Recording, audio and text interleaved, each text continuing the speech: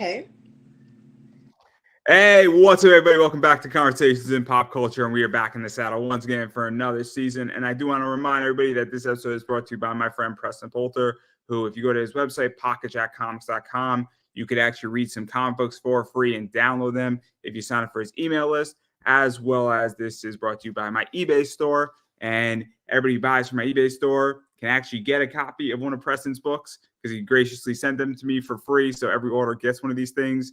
And I do want to remind everybody, because I know a bunch of people are probably going to see this eventually, that right now on my eBay store, these are fresh off this book in a hollow foil. So it's all sparkly. And I bought the whole thing out, and I bought all 15 of them. So they are mine. So if you want this book, everybody, in the hollow foil version, only place to get it is my eBay store right now. And it's a little pricey. So that's everything that I got. And enough about that, though, because I have the lovely, and I am so excited, been a huge fan of you for a while, Kenna Valentina. So welcome to the show, because I'm excited. Thank you for having me. I'm so glad we could meet here now, eventually, finally. Yeah, no. I'm stoked. I'm super excited. I've been a fan of you for a while. But there are people who might know who you are. There are people who don't know who you are. People are saying, "Who is this?" So why don't you tell everybody who you are before we get into a little bit about what you do and all sorts of fun stuff that we're going to talk about. All right. Wow, that's a lot. Okay, so I've done fetish work for the last, Lord have mercy. How old am I? I've done fetish work for the last, let's say, 13 years. And I have a following of specific people who like certain things, which I like to cater to. And I am the backbone of Primal Fetish, also fetish. And yeah, we just deliver what people want to see, what they like, their little like dirty secrets. And I love it. I think like if I can deliver what people like, then I'm doing what I need to do in my life. So let's actually talk about this a little bit, because how did you get into fetish work and all that stuff? Because you've been doing this for a while. Obviously, I'm 20, so you've been doing this since I sort of, I guess, discovered you and came across you. And so how did that all happen? Because that whole industry has evolved in the last 30 years in a lot of ways. The internet has changed it. So how did you get involved um, in all that? Because it's so interesting how everybody falls into it. When I was in high school, I said I want to be a stripper. I wanted to strip from day one. Even though I went to college, I wanted to be a lawyer. So I got my degree, my bachelor's degree in like political science, did it. I was already stripping. I already fell into the fetish community only because you meet people and you network, and people are like, hey, would you consider doing a foot video? And I was like, sure, why not? And then it fell into like more like different fetishes, and the world opened up to me. And even after I graduated and got my degree, I was like, I don't want to be a lawyer. I kind of want to stay in the adult industry. So then we were like, my ex-husband and I were like, why can't we do this? Let's do it. And so we started producing videos, and I was in a lot of them, well, all of them. And then we started hiring girls, and I was like, yeah, let's keep doing it. And I mean, here we are. Like, this is how it like evolved. So let's actually talk about this, because I come from the world of comic books. Obviously, I have an eBay business where I haven't produced a comic book, but I produce this show and I do other things. And obviously, I'm not in the adult industry as far as I know of. Um, so I want to make that crystal clear. If somehow I wind up and somebody can point me and points in the direction where I'm in, I'm more than happy to Star. take it. But all jokes aside, what is that like in actually creating something and controlling your destiny to some degree? Because you go from, I guess, working for a studio, and then you're saying, I want to go create my own stuff and I want to own my studio and I want to produce my own stuff. And then you're putting it out there. And what is that like? Because that is entrepreneurship in a lot of ways. Right. I think because we started the business that we have started, I feel like we're in too deep, or me personally, I am in too deep into it because it's all I've known. Like shooting fetish. It started with foot fetish, and then it went into a little bit of bondage, and then it went into a little bit of peeing, and then like it's and fetish. And we built the company, and now the only reason that I shoot my own stuff is because I understand fetish quite well at this point, and I know it. So the people who want to commission works from me, like there are days that I'm on set and I'm like, let me just shoot a variation of fetishes because I want to cater to everybody and I want people to know that I can do whatever fetish you want. But like now it's like I don't There's a lot it's to, hard. to unpack here. There's a lot to unpack here. So obviously, I mean, this is really interesting because in this stage, obviously, I think we're in an element of society where everything is on the table, what everybody wants. And so, what is that like when you're shooting five different things that five different people want when you're at Primal Fetish or you're at another studio and they want you to do a job because obviously that caters to their audience or that company? And what is that like? Because at this stage, I mean, the internet has expanded what somebody can view, watch, and when they can watch it. And so Right. what is that like? Because the niche needs to be filled, the gap needs to be filled. And it's very interesting content production and content creation right now, because I think it has become a blessing and a curse at the exact same time. Yes, that's a good way to phrase that. Yes. Um, I feel like with Primal Fetish, people know what they're going to get. We have categories. If that's what you're looking for, you're going to find it. If it's not what you're looking for, you'll go elsewhere. As far as me personally, I like to cater to the individual. And I'm like, there are certain nuances that only if somebody tells me this is what I want, I can fulfill it. It's not like cookie cutter, you know, Yeah, it's a nuanced, personal one on one delivery, I guess.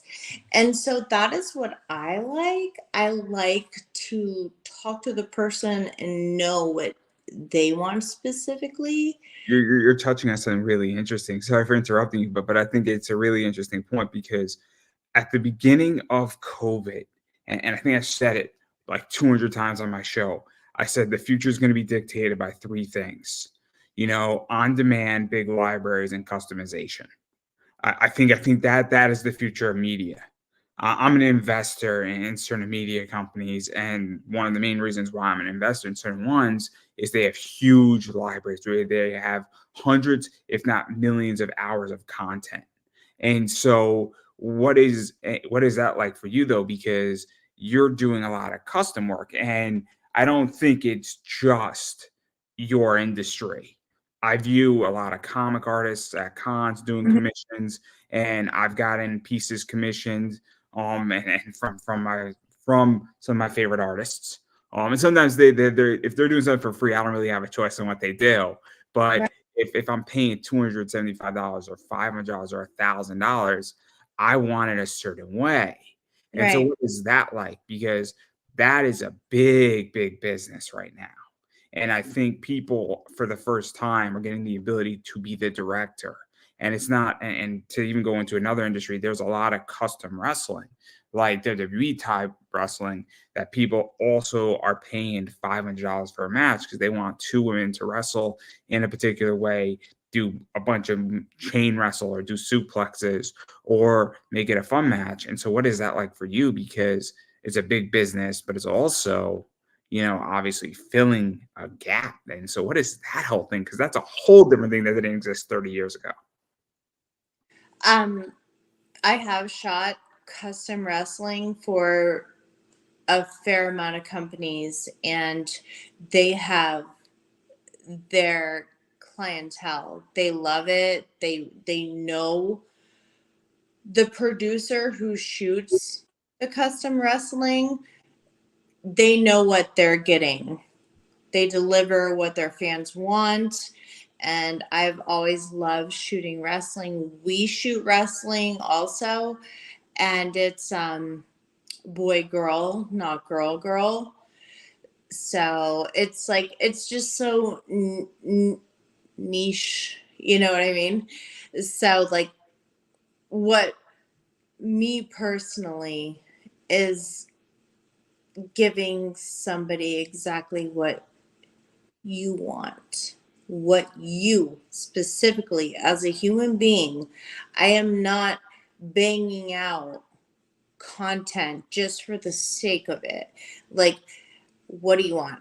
Like, I will say your name and then I'll edit it out so I can sell it, obviously how that works, but it's like it's so personal, and the fact that somebody likes me enough and they want to see me say what they want, say like what their fantasies are and how to like display it and say it, and I like to like Do you find it to be very much a compliment and flattery? oh Because I so flattered every time somebody is like, even the fact that you have with me like falling out of the scene, so to speak, and then you still like picked up when I wrote you. I was like, hey, I'm back, and you're like,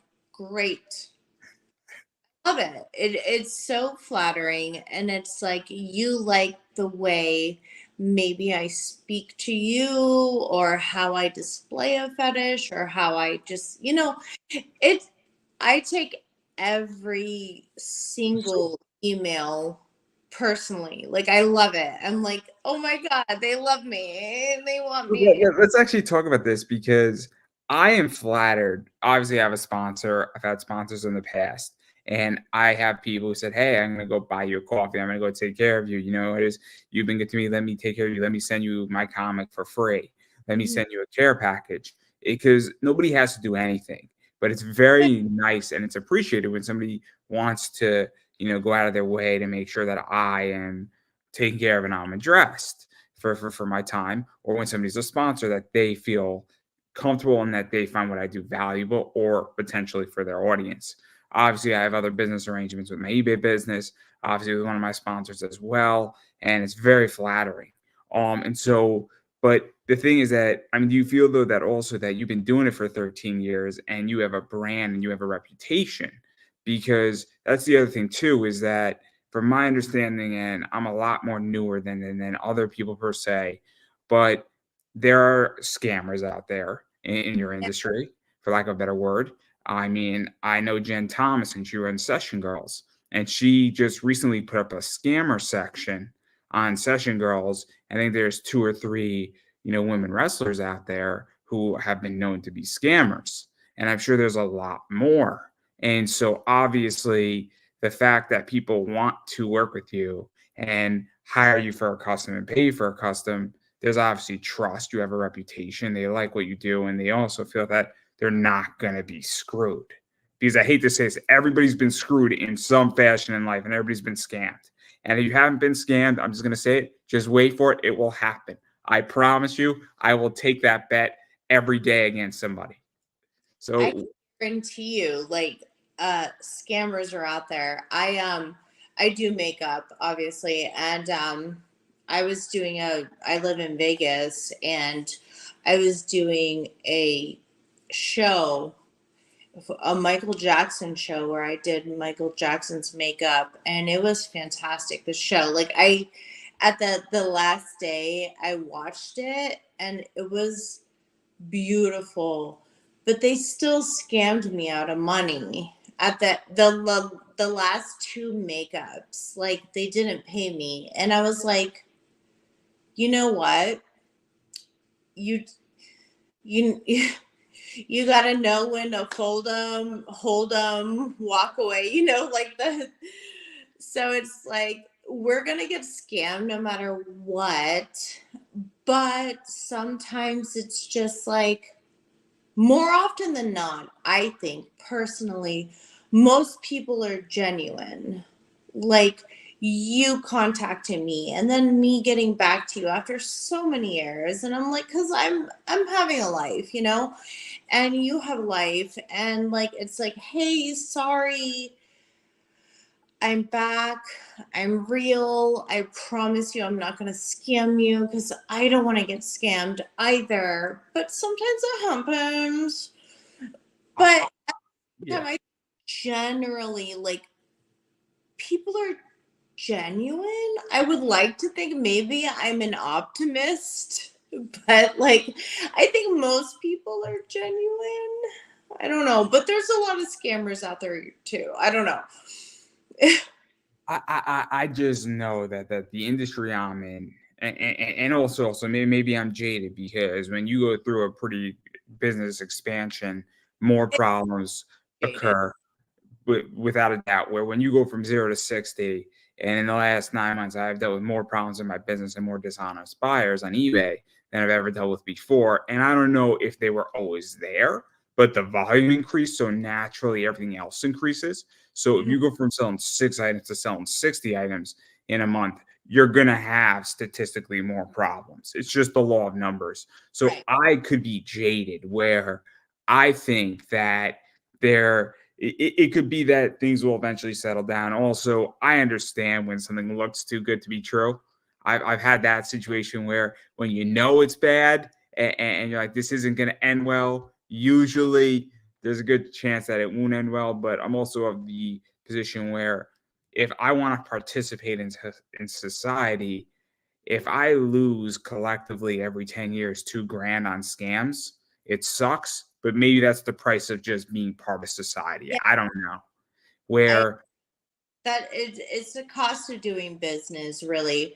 That's why, like, when I told you I was doing makeup for the bigger company here for the Michael Jackson show, like, I didn't get paid for two makeups, but I got paid for the rest of it. So it's like, it's a business expense, so to speak, and you kind of just let it go. Like, I don't stay awake at night thinking of it. And there's always going to be people out there who have ill intentions and who aren't great. But at the end of the day, if you're doing what you truly care about, and let's say 80% of the time it works out, then you're winning. You're winning. I don't know if you know who Marcus Lemonis is by any chance. No. He runs a TV show on CNBC called The Profit. It's been on for like 9, 10 seasons. It's a fascinating show. It's about helping small businesses. And what he said is because of the profit, he has lost over $50 million because of bad businesses and investing in businesses that have failed. Obviously, he's helped a lot of small businesses, but for the average person, 50 million is a lot of money and it makes people's jaws drop. But what he was getting to the point of saying is that if that is the price of me being an entrepreneur, and before anybody starts feeling bad for him, he's worth over, half, $1 billion. So I'm not saying that, but he doesn't stay up at night for losing 50 million. He basically has come to the conclusion saying, this is my price of being an entrepreneur, being an investor. Then I need to suck it up. And when I heard him say that, it changed my position on a lot of things. Where, as somebody who's in, this space and entrepreneur, positions, if I lose 5 grand, it's gonna suck. But in the scheme of things, if I say what I'm gonna do, I'm gonna be just fine. And it's a weird concept to understand, and I find it to be so interesting. And it goes back to what you were saying. No, I completely agree. There are days where we go on set and a girl shows up and I'm just throwing examples out there, but like their nails aren't done. Okay, great. Well, we can take time to do your nails, but it's gonna dip into our time, there are times where a girl shows up and they're not feeling great, or their period started, or like everything is fluid. You have to take it for what it's worth. If that day the girl looks busted and her agent was like, well, we told her she needed to look, good, we'll pay a kill fee, like, so it's like you take the wins and you take the losses, and then I feel like at the end of the day, generally speaking, if you're doing what you love, you're going to have more wins than losses. So the losses are not what keeps you up at night. It's the wins that you just take home with you. And like, like, I don't know, like you have to take Do, it.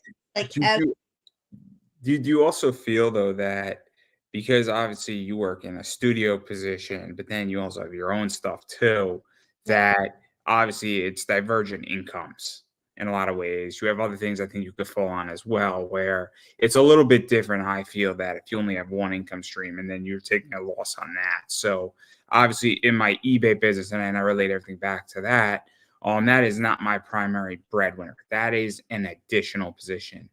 I do a little consulting, again, additional positions.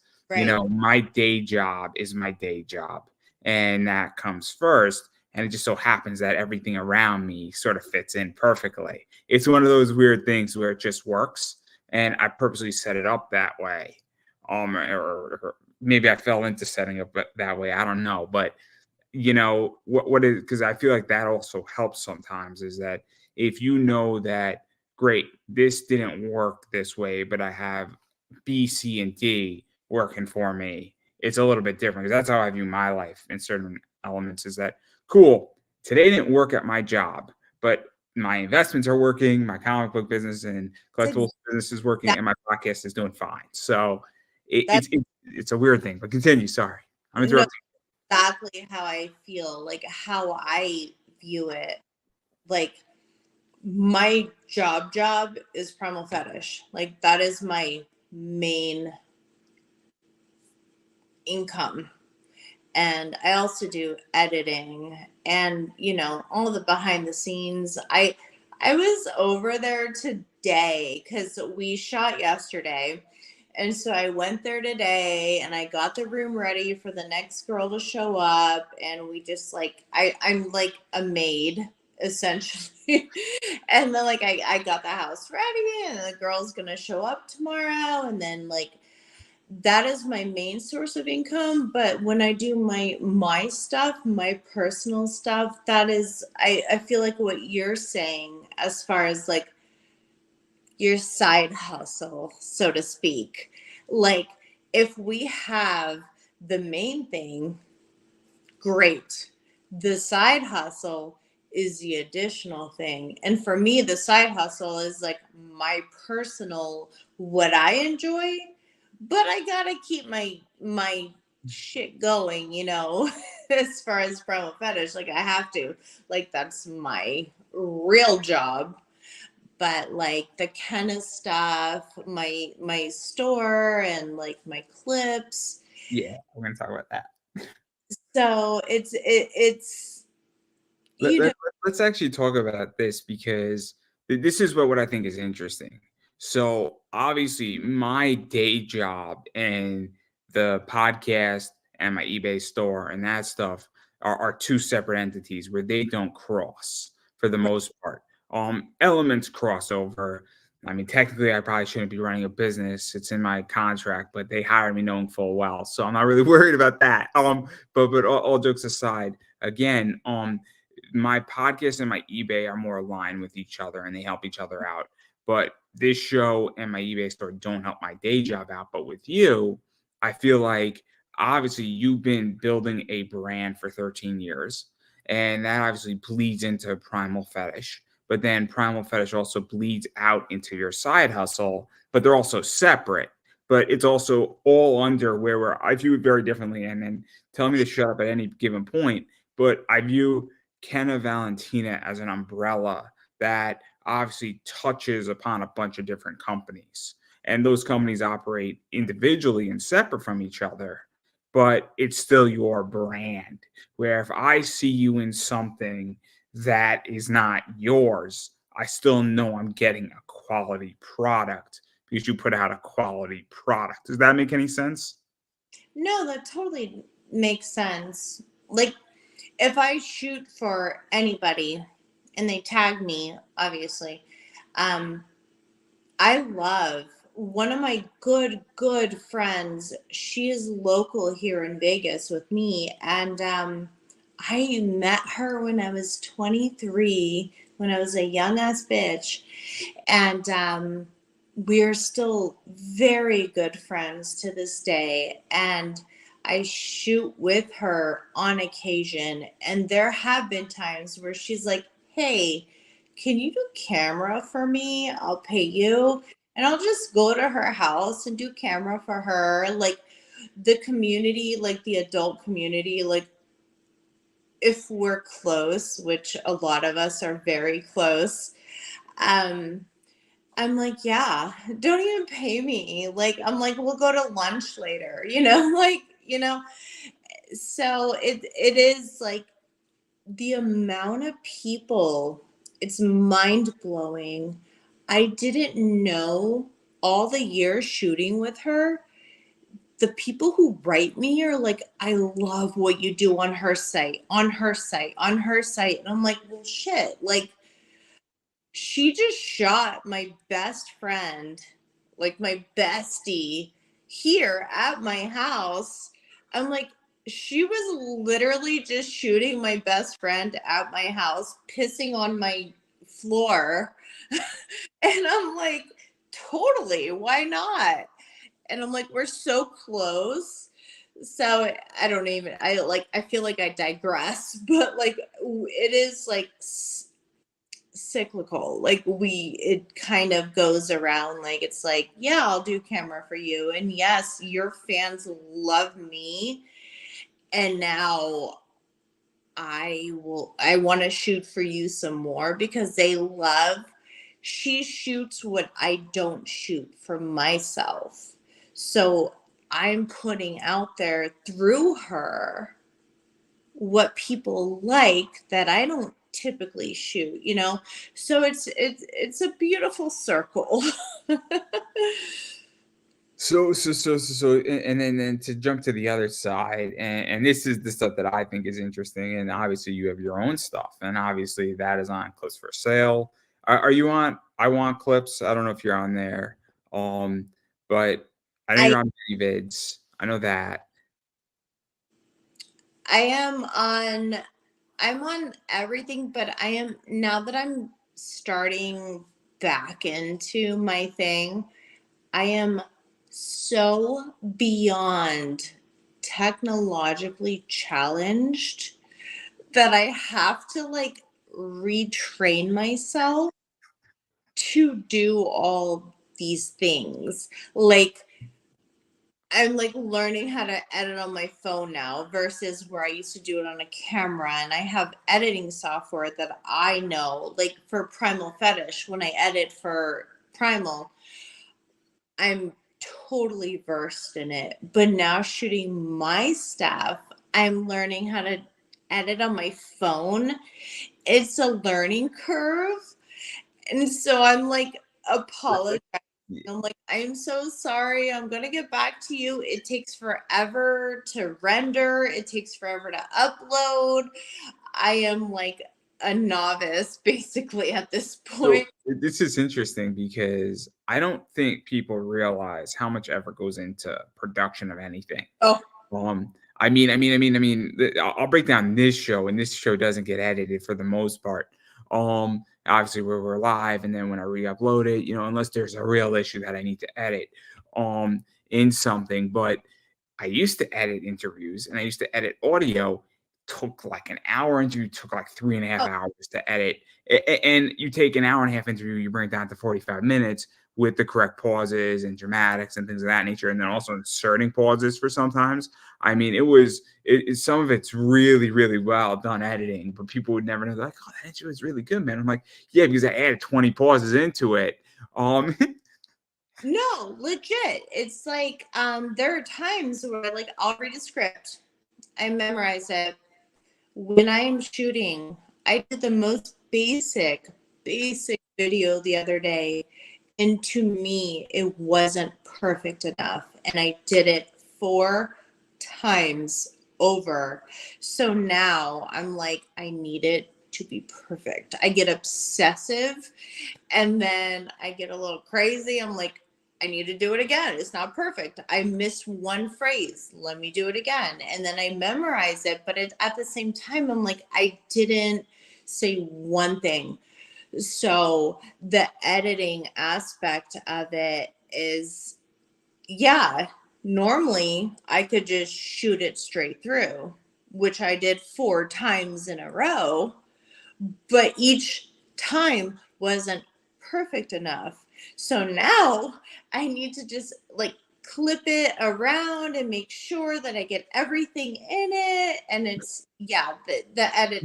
Did you also feel that when somebody is paying you to do something, there's also more pressure? So at this point, I mean, I'll be honest. I had a sponsor. The first time I ever did my sponsor, the first 10 were horrendous. I didn't even feel like charging. Like, yo, dude, relax. We're paying you a lot of money, and we figured the first few times are going to be rough. We get it. But you brought on 10 really high-powered guests that got us a lot of views. And while you did a shitty job with your sponsor the first 10 times, they're like, that got like 5,000 views. So we kind of view it as a wash. It was a very funny conversation. But now I used to try to be perfect, and I don't care anymore. I've learned a long time ago. I don't care. And a lot of people are Well, just I bullshit. need your level because like I care too much that it is kind of detrimental. Like to the point where like I'm such a perfectionist. Like I'm like, no, I need the wording. I need everything. See, it's interesting. So I'm gonna ask you a question about my show. Just curious what you think, and then we're gonna swing right back into your stuff. How many perfect interviews do you think I've had in the last 10 years, give or take? Out of Oh about 700, how many do you think I had? God, that's loaded because nothing is perfect. Nothing is ever perfect. So Oh, I had one. really? The whole thing from start to finish was unbelievable perfect from the whole Having thing. fun. 52 minutes felt like 5 seconds. There was nothing like it on the planet. I've been drunk, and I've done some other drugs, here and there. Nothing compares. Nothing compares where me and this wrestler were just on the same wavelength, where I was falling, he was picking up, and where he was falling, I was picking up. And he wanted to be there, and it was 52 minutes, and it was perfect. The That's whole thing I from start to finish was perfect. 52 minutes of perfection. Like, the perfection is a high in of itself. It's like there are times where I am like, I don't have to edit any. Like, there are times where I'm talking, I'm like, nope, cut, nope, I didn't say it right, or I stumbled, or this and that. Like, when you hit it and you vibe off of somebody, that is like the ultimate like high. You're like, The, yes, the thing was majestic. The thing was a majestic being. I love And I can't explain because I never met the person before. We spoke for 5 minutes before the interview, and I was enthralled with the guy. And the guy is one of the best wrestlers out there. Um, the, him. the, he played something off brilliant. So he was wrestling on the Indies, and he comes out as Brother Greatness. So he comes out with the church basket, and this couple just had a brand new baby. So what they did is they put the baby in the church basket. Meanwhile, like one of those long things, and he didn't know. He thought it was a doll. And meanwhile, he goes to the ring and he realizes when he's in the ring, it's a kid. And this should have been the moment of the year in wrestling. This should have been the moment. And the fact that it wasn't, he was robbed because everybody on the internet during that time period live was like, this is the most brilliant thing in wrestling that's ever happened this year. Because it Well, was, and that's how I said, dude, I have to interview you. I don't care how much it costs. I have to interview you. And the whole vibe of the interview, from the way I asked down to the 52 minutes and afterwards what we were speaking at, was just perfect. It was just somebody wanted to be there, and the yeah, wavelengths were there, and there's nothing like it. So that's incredible. Like, it same with like when we do shoots. When shoots go, we don't have many retakes, and we just like it's like yesterday. This girl was Russian, and she was stunningly gorgeous and beyond flexible. And we started, our shoots are no less than 7, 8 hours. We banged it out the whole shoot in less than 5 hours. And I'm like, this is what perfection is made of. Like, it's a high. You can't even explain it. You're like, we just vibed. We just like did it. We did the thing, and it was perfect. It was like, you know. So I totally get it. oh man, the way you just said stunningly gorgeous and flexible. Oh my god. Just that's gonna be my ringtone. I'm gonna make that my ringtone. It's gonna be like stunningly gorgeous and flexible. Oh And my god.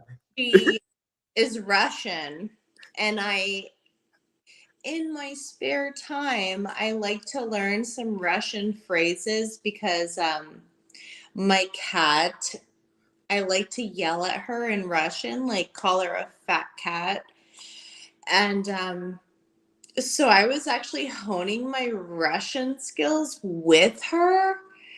And she lives in Spain. And I'm like, I want to move to Spain. I'm like, you're literally ticking every box in my life. Not only are you like teaching me Russian and you live in Spain where I want to live, you also performed flawlessly. Let's recap here. How? The pen, guys. The pen. I want to make that crystal clear. Sorry, it's my favorite joke. So she is a Russian living in Spain who's stunningly gorgeous and flexible, who performs flawlessly. Yeah. Yeah. Maybe I should get her number. I should have gotten her number as well. No, it was great. It's like when like what you were just saying, like when something just flows so seamlessly, it's beautiful. You're like, I couldn't have planned this better myself.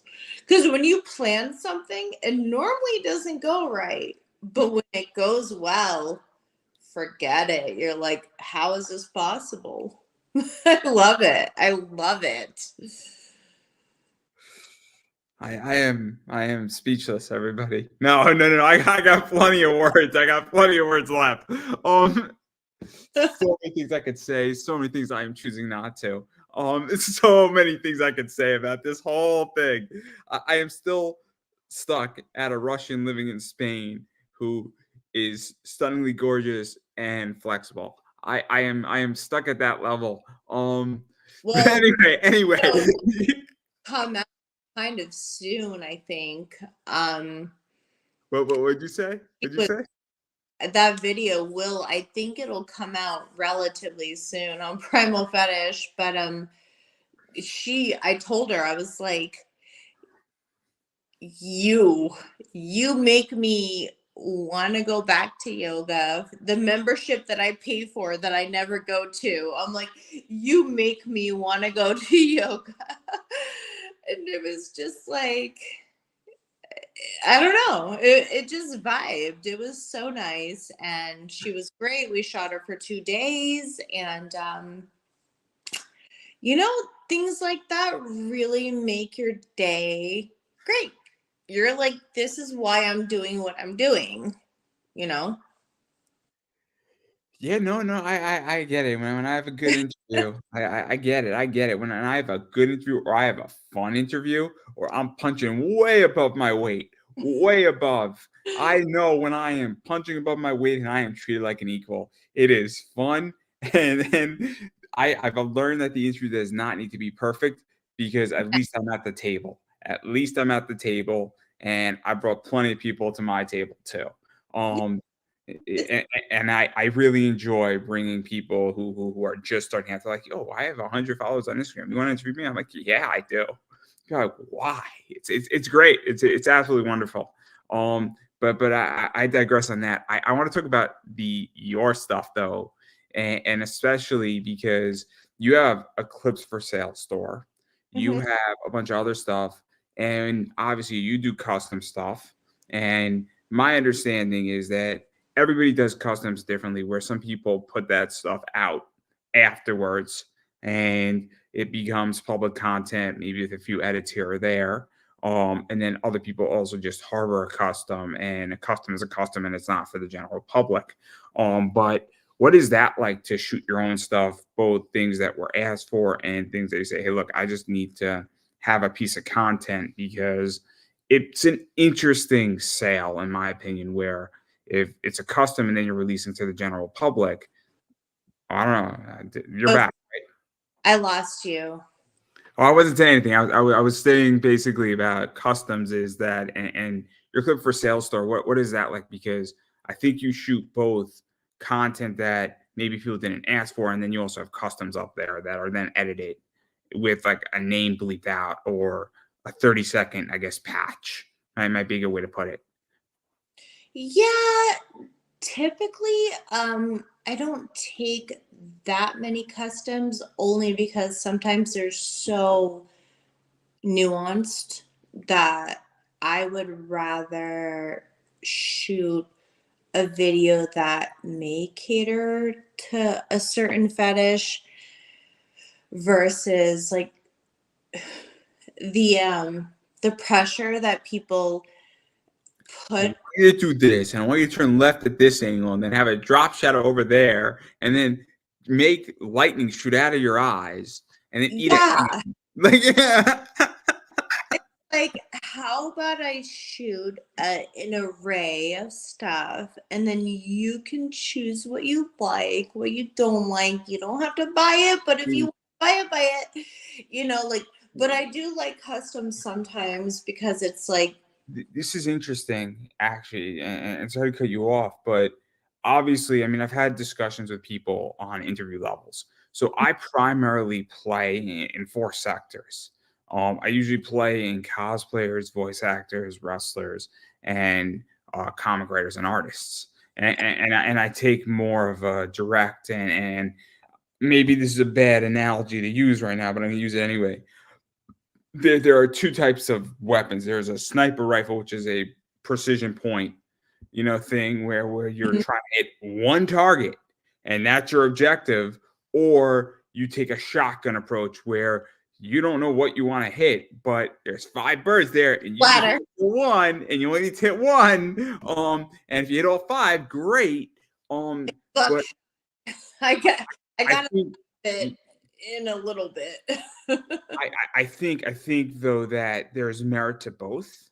I really do. But what is that like? Because I think sometimes, especially in fetish and in porn in general, and adult industry, I think sometimes maybe taking a shotgun approach is a necessity because you don't know what's gonna hit. I hate to say that, but like, I think there is merit to that unless you really are gonna get niched down and niche down specifically, and you're just gonna live or die with your niche. I love customs as far as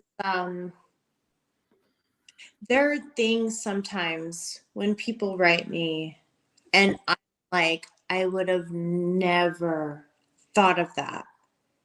So if let's say you like write me and I'm like, oh my God, that's brilliant. Great. Cool. There are people in my family who are going to see this interview. Great. No, That I have to plead the fifth at Thanksgiving. Thanks. no, I'm just, for example, like you, like anyone, Joe Blow writes me, and I'm just like, wow, I never thought of that. That is such a great idea.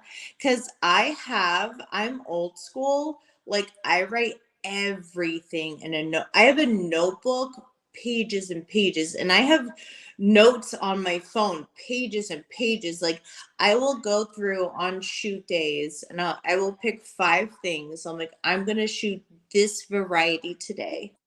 But if somebody writes me and it was like, I want this, I was like, wow.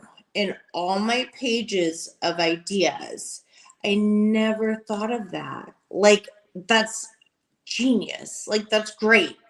Like, there's so many like benefits to like I do like customs. I just don't like when people are like, get it to me now. And I'm like, I am a human being with an actual porn job. Like, porn is a lot of Do you feel that the expectation is a little complicated? Because I'll put it this way. So what's happened in my eBay business is that sometimes a book is delayed by 2 months or 3 months. In comics, you have to order 60 to 90 days in advance. For those who don't know that. So I order previews about 10 weeks before they come out. wow. So but I'm obviously getting like a 45 to 50% discount. Uh-huh. So it's just the way the business works. So I have books that I have bought that I won't see for legitly 20 weeks, but they sell out. And so now I sell it, and my clients have to understand that it's going to be 10 to 20 weeks. Hmm. And it's that nobody else has it, but there's always like, I don't have it now. And then they open up a case on me on eBay, and then eBay is going to side with them, and I'm going to lose that case. Of course. So yeah, I'm like, fine, you have your money back, but the expectation is I'm not Amazon. I don't get you your item in 2 days. We are Okay. beings. That's a thing. I feel that. So if I'm to order a custom, right? My whole thing is that if you say, "Hey, it's going to be 3 weeks," I'm like, "Cool." Now in 2 weeks, I'm like, "Hey, where are we at with this?" I don't think me asking a status update is imposing. If I'm asking every day, it could get a pain in the ass. But if I say, "Hey, I know it's due in a week. Where are we here with this?" Or, "Hey, it was supposed to be here yesterday. Where is it?" And he's like, "Oh man, I'm so sorry. Something came up, but I'm gonna get it to you Saturday, Sunday night." I'm okay. But then when it starts not showing up, I start getting antsy. But Well, totally. That's understandable. And the thing is, I respect everyone's money. Like we work, we make our money. What we spend our money on is very important to us because we make that deliberate decision to spend it on this. And so I give a time frame.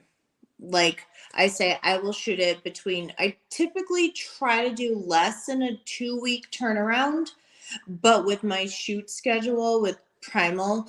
I'm like, I will, like, the last batch I just shot, I was like, I will have it to you between the 20th and the 24th, like a 4 day period.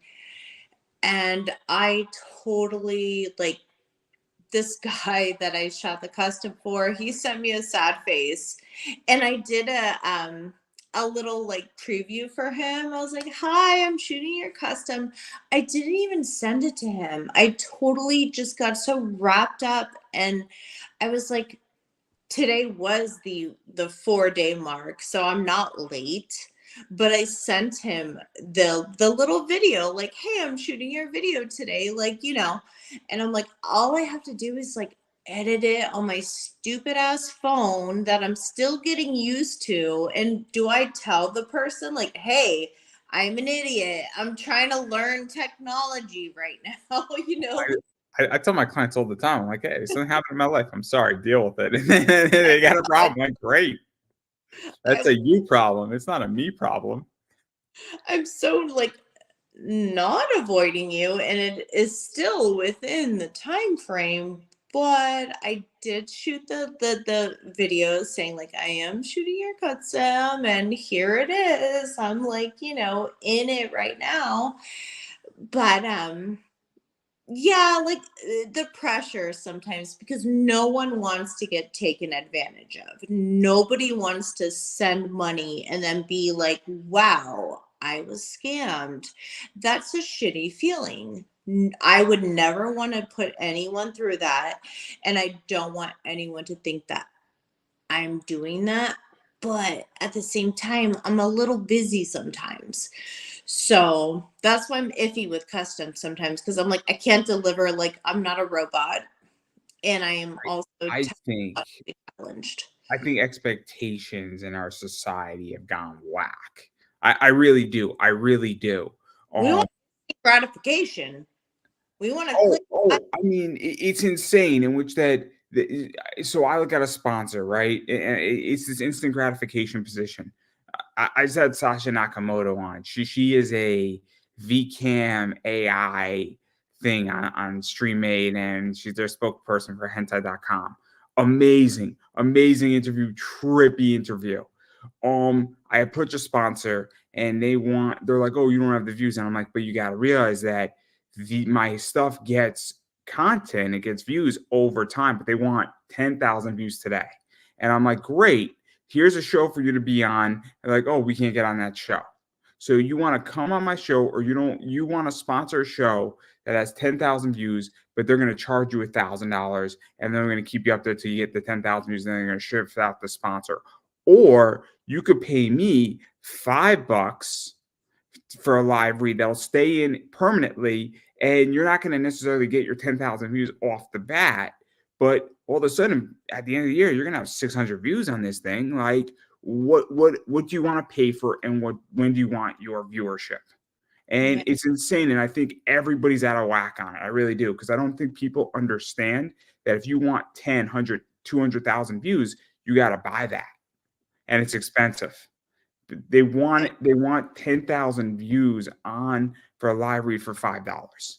And that's just not a reasonable expectation.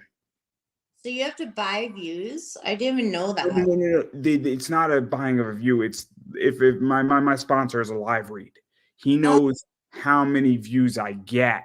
So he's basing how much he pays me on okay. an average that this interview will do 150 views. He also likes me. He also knows that he's not paying me a lot of money, right? So the expectation is lower. If I was doing 1 million views an interview, I would be charging him a lot more. But the rate is based on a collectiveness of that I do like 14 interviews, and that he's paying me a lot less per view over the next year for all that content, and indefinitely. I don't know if that makes sense. No, no, no. That makes sense now. Thank you for clarifying, because I wasn't sure.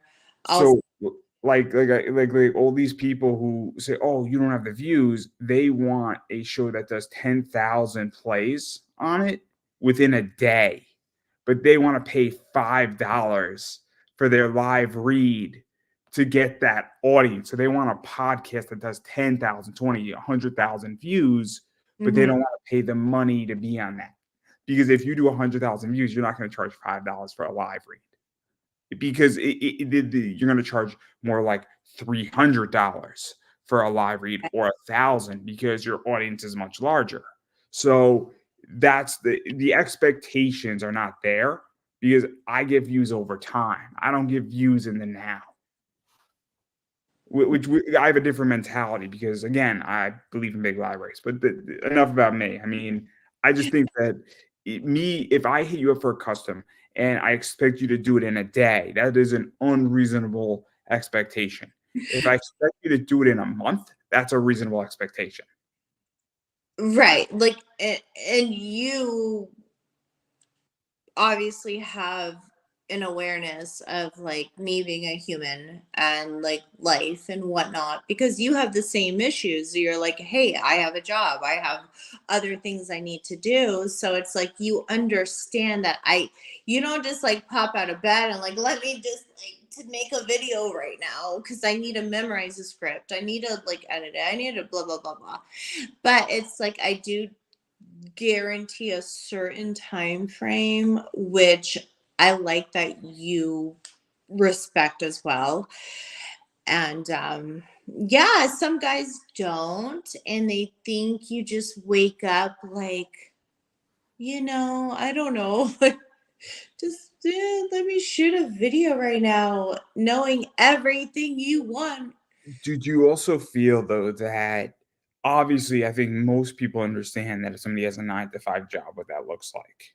So I mean, this is just my position, is that my father is in his own business. So he works for himself.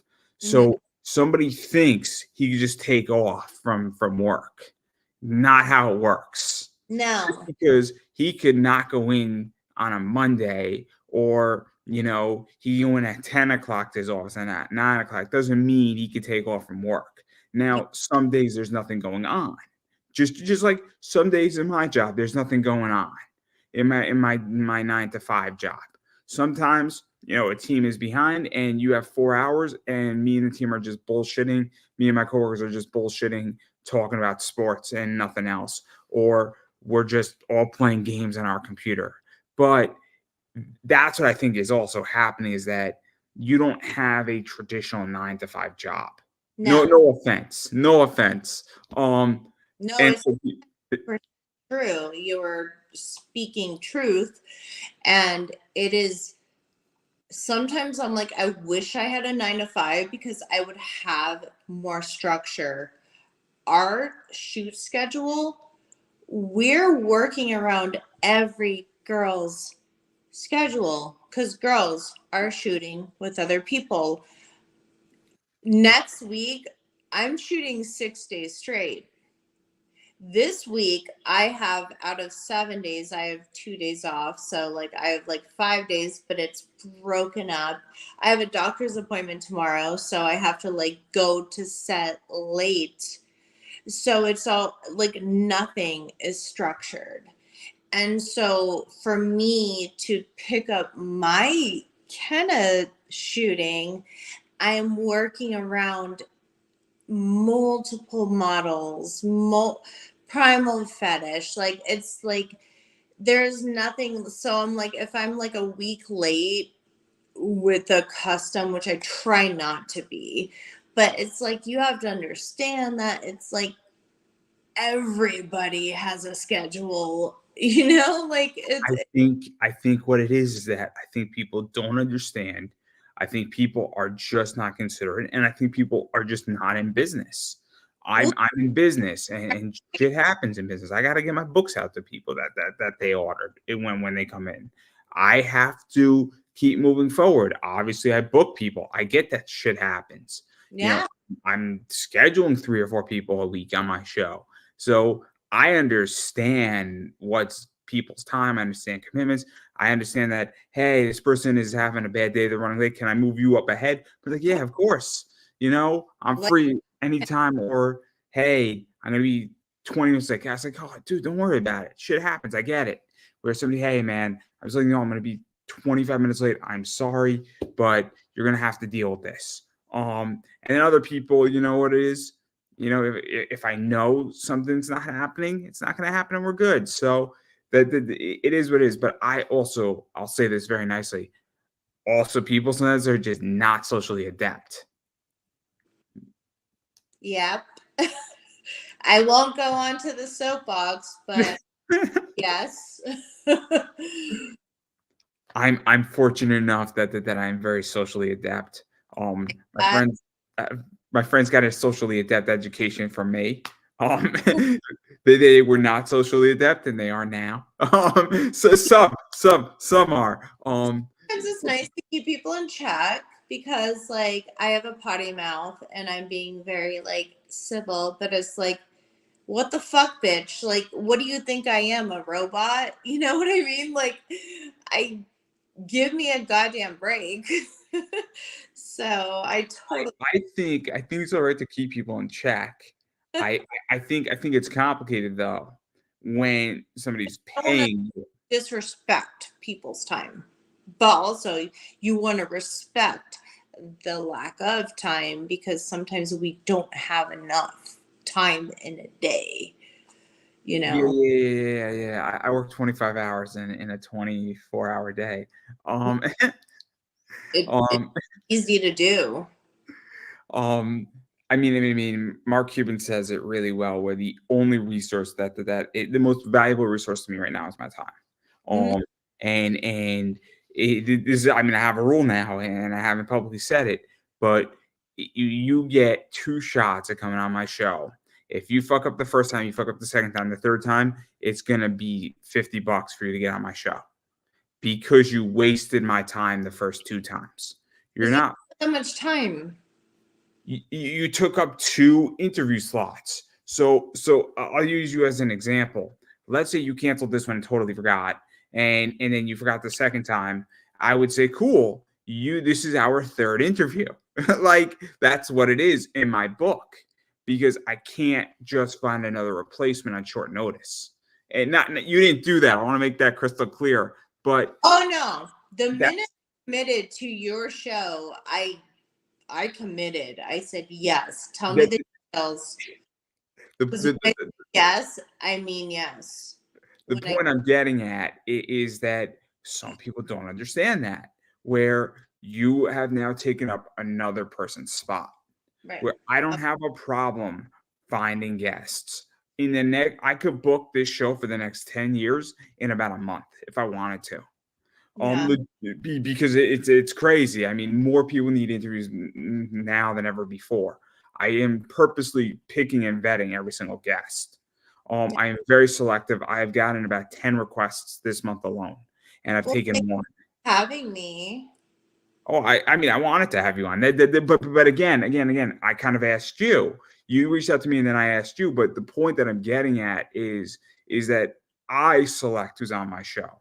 When people ask me, it's very different because I'm like, I don't really like your book, or I don't really like what you've done. I don't like your project because I hate to sound like an asshole, but certain people are not up to the standard I want, or they don't bring what I think is interesting to my show.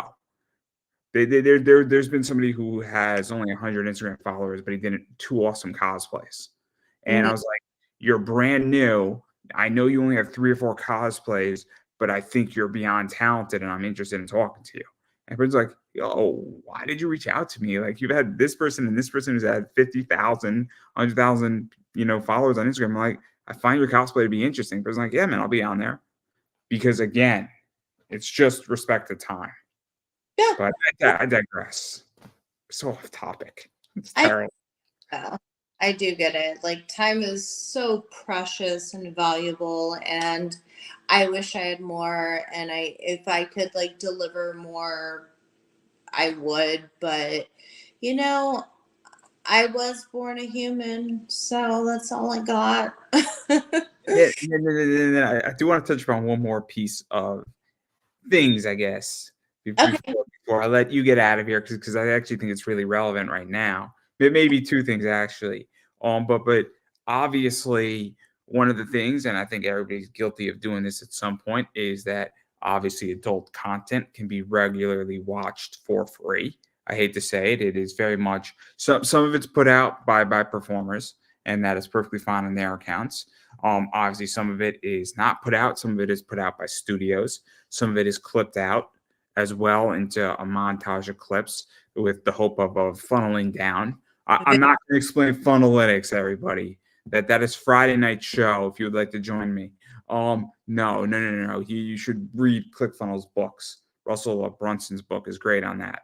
Anyway, though, how do you protect your content? Because at this stage, I hate to say this, but if I want to steal hundreds of thousands of dollars worth of porn, I probably can do it very easily, and it's probably illegal, but I'm probably not going to prison for it.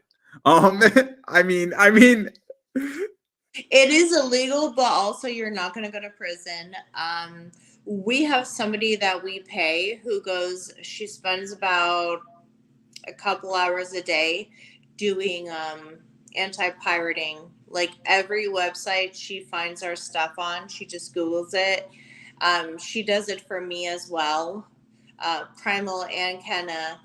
And it's like a DNCA type of thing. I don't even know the term, but she submits it. And so it's like a cease and desist, basically. So we have somebody daily taking it down. It's a never ending battle.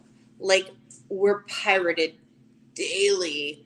So, as far as like, yeah, you can find free porn. And that's one of our things. It's like, you can watch a blowjob anywhere. You can watch someone like getting fucked anywhere. If it's your fetish, then you're paying for the fetish, the nuance, the like what you want. So then that's the difference. Like I could like log into like I don't know, log in. I don't have a login. But like let's say like X videos or whatever. It's like, yeah, you'll find anything in the world. But if that's not what I'm looking for, then like that's the nuance that I feel like I personally like to deliver. I like to deliver like the not just generic. so let me ask this because I'm a big anime and manga fan, and I can read manga illegally. I also buy a lot of manga too, for a lot of reasons. I'm a big Crunchyroll fan, and I pay for Crunchyroll legally, but I also buy content because I want to own that content. God forbid something happens and somebody says I'm done, right?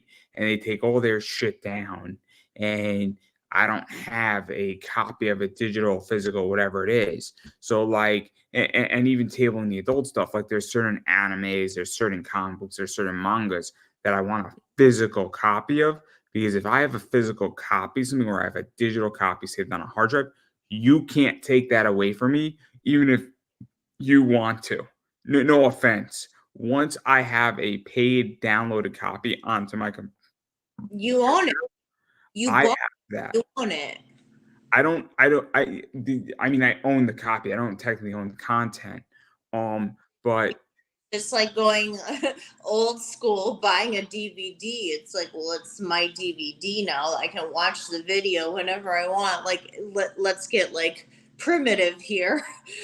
But I buy Blu-rays for that reason of content that I want because I'm always terrified that somebody might take something down I want. Not saying they would, but if I love and and it's kind of along the terms of like supporting small business. Like I love like here in Vegas, like I know everywhere they have it, but like they have farmers markets and craft fairs. Like I go to these places to buy gifts for people for various occasions, whether it's the holidays, birthdays, whatever. Like I would rather these artisans, like I would rather buy their stuff to support them because it's quality. I love it. It's beautiful. And I'm supporting someone. So it's kind of the along the same lines. Like you like what somebody is putting out there. So of course you don't want to lose it. You want to own it so that you have it.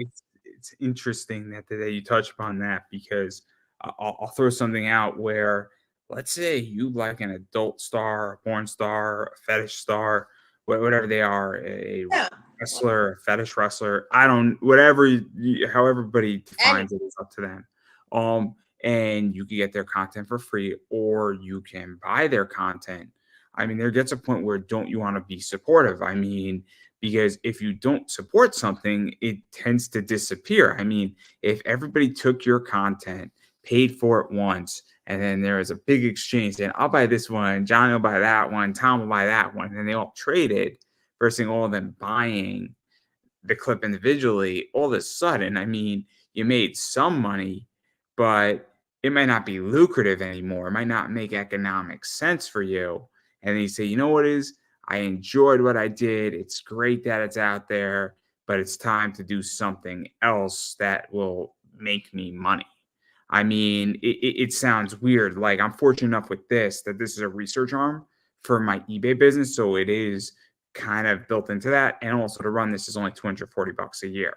So if I can't find $240 out of my paycheck to do this show, then God help me, I'm fucked in life more than anything else.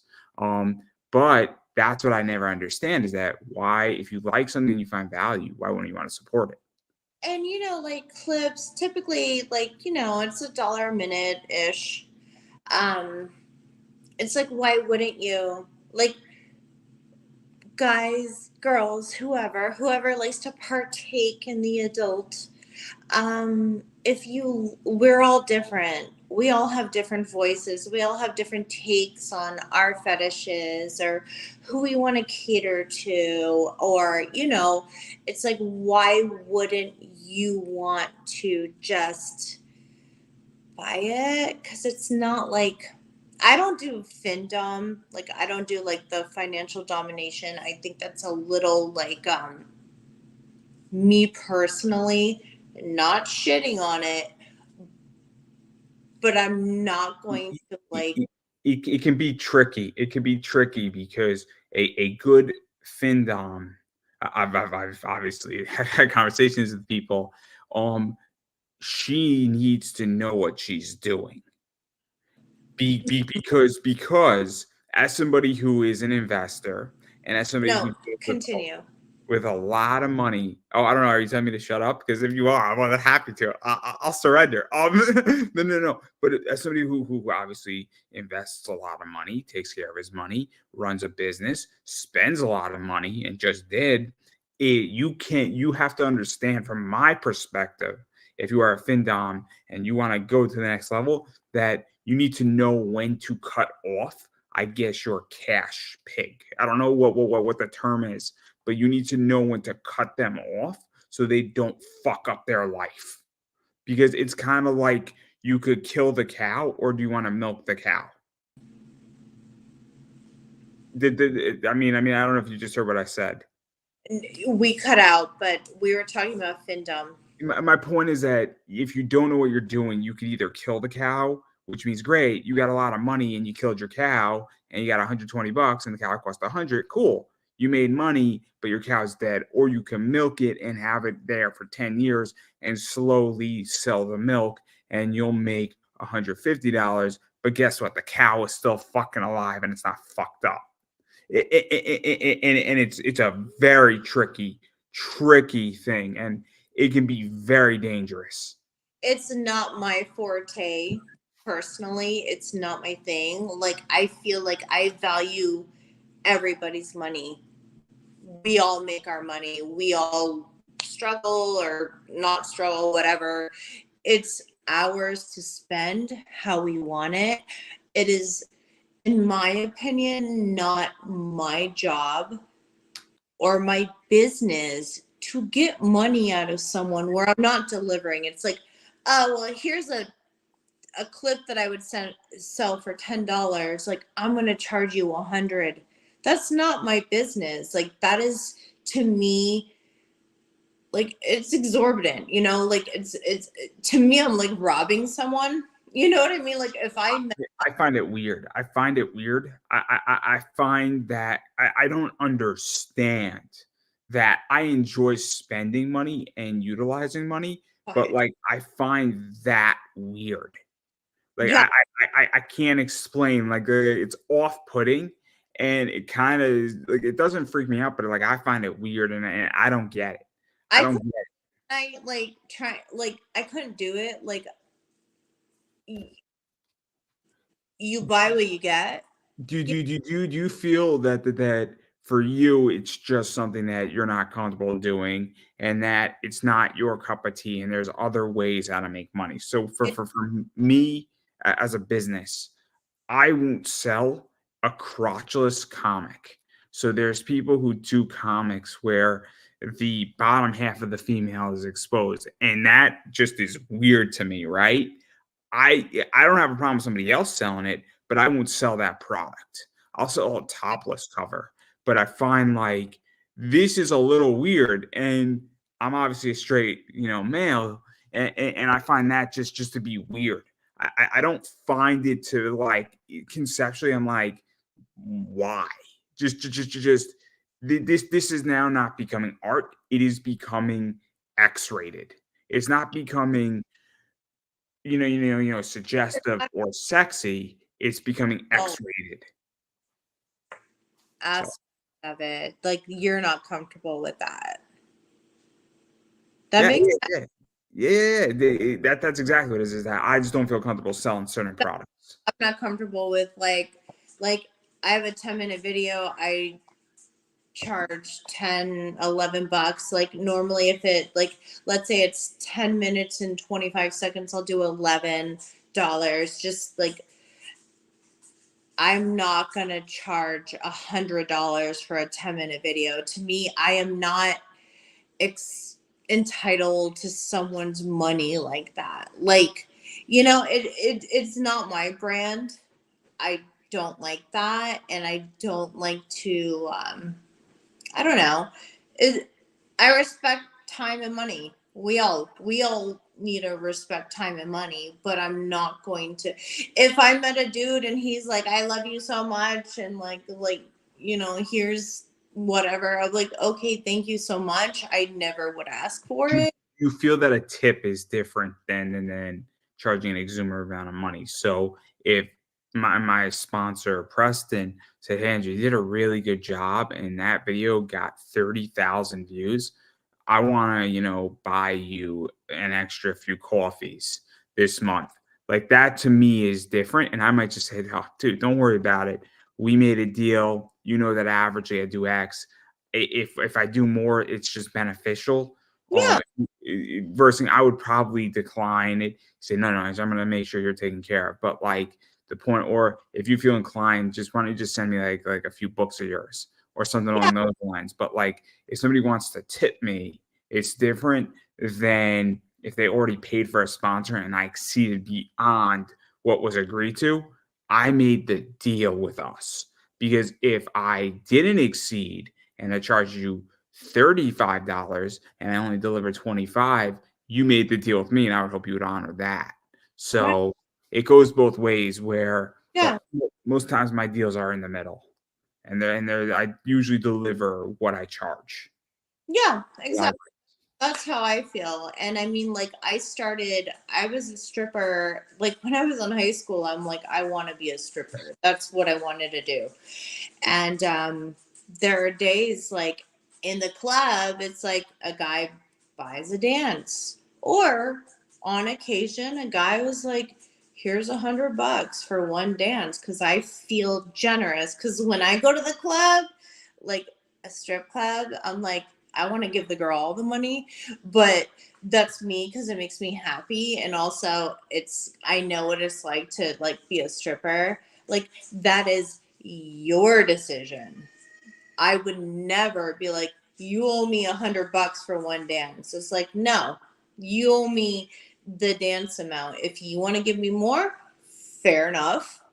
If not, then, you know, transactional. It's a transaction. Oh yeah.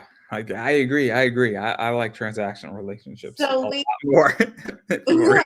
same page. Like we totally get it. Like that's how I am. Like I don't do the FinDom, and I'm just like, no, I will not ever ask anybody to give me more than I feel like,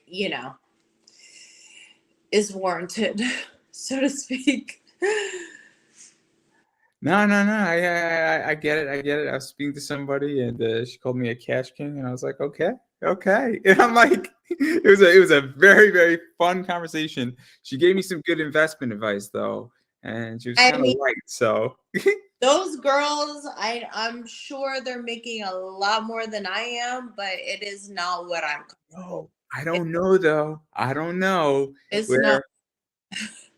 I think they're not making as much as people think they're making. I have a pretty good idea. Oh, I know a lot of people. I know a lot of people. Um, like that's not my thing.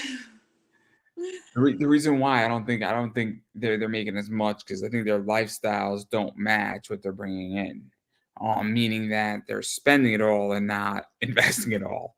But That is definitely a rookie mistake that I feel bad that if they're not investing or saving and whatnot, like not my problem, but no all problem either. my avenue because that's not what I do. So yeah. If you make real money, and this goes for everything, you have to learn how to use your money to make you money. That's all I'm gonna say is you have to use your money to make you more money because Right, if right, right. if you respect your money and you treat your money right and you treat it the correct way, it will make you so much more money than you'll ever imagine. And having good index funds, mutual funds, and stocks that pay dividends are some of the best employees you will ever have because they work 24/7 and they never complain. Um, I mean, I hear that. I have a Roth IRA, SEP IRA, like all the things. I have individual stocks, I have index funds, I have a Roth, and I have a 401k.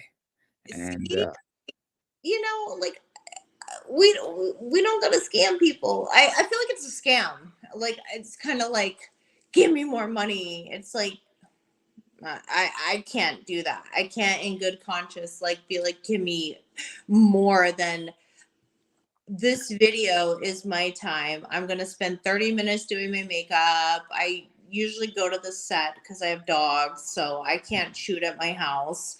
So I go to the set. So it's like, even for, I know exactly what I'm worth, and I know exactly what my time is worth, and and I won't charge any more than that. It's a set fee. Like, I mean, I charge for certain things, and as I progress, like I mean, my consulting fee on certain topics is off the chain. It's off the chain for a reason because I don't want to do it. I don't want to do it, and that's why it's expensive. I hate to say it, but like I'm expensive because I don't want to do certain things, but I have knowledge in areas, and I'm like, great. So if you want to pay me $500 an hour, fine, I'll do it, but I'm not going to do it for 100. no, if somebody asked me for something out of my comfort level, if I would do it, then I would give a lot of like it would be more expensive than I would expect anyone else to pay. And I would hope they say no. And if they say yes, you're like, fine. Then like No way. What a shame.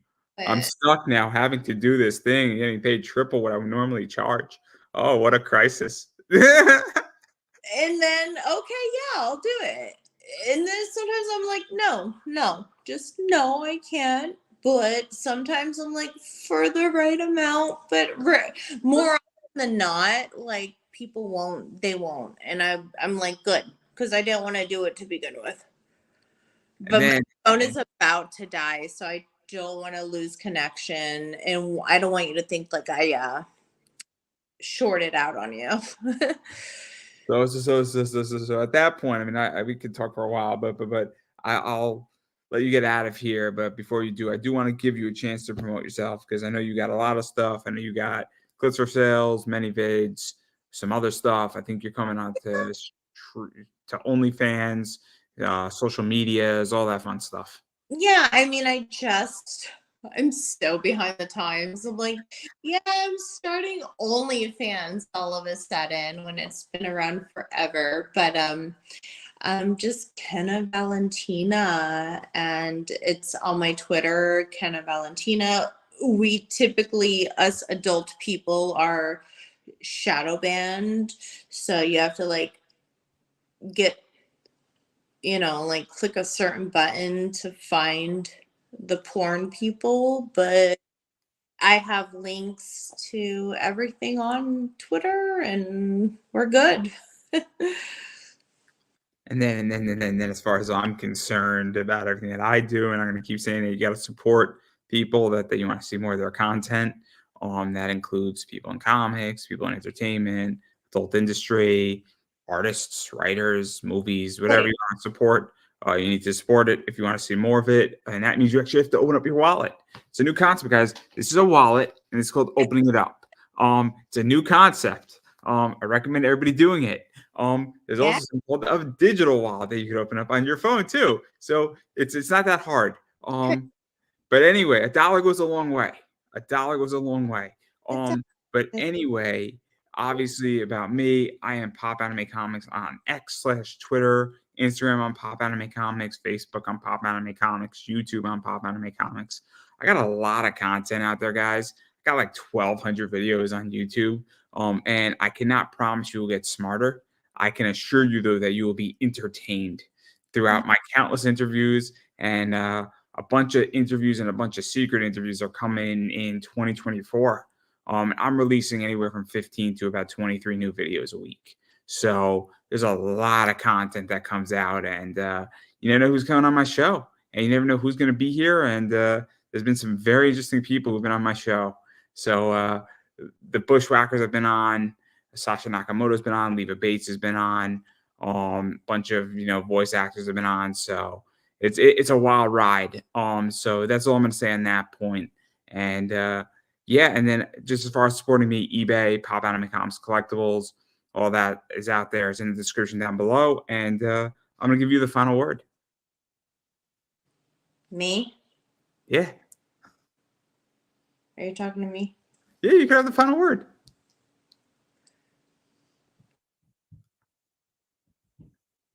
I don't know. Did you just freeze?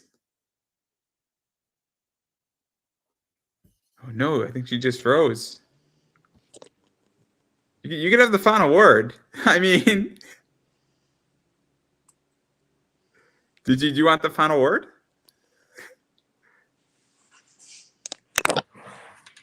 Oh no, I don't know what's going on. Did you just freeze? Oh no, this is not good.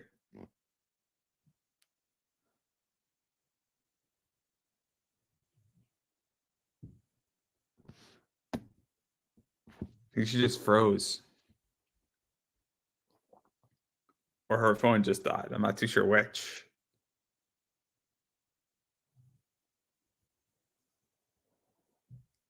I think her phone just died, everybody. But anyway, I think we're good. So obviously I'm out there. And again, obviously all my social stuff is down there. Pop Anime Comics. You can check me out there. And yeah, so I appreciate everybody watching. And I'll be on again tomorrow night around 7. So tune in there, and I look forward to seeing everybody again. Anyway, everybody have a good night. Later.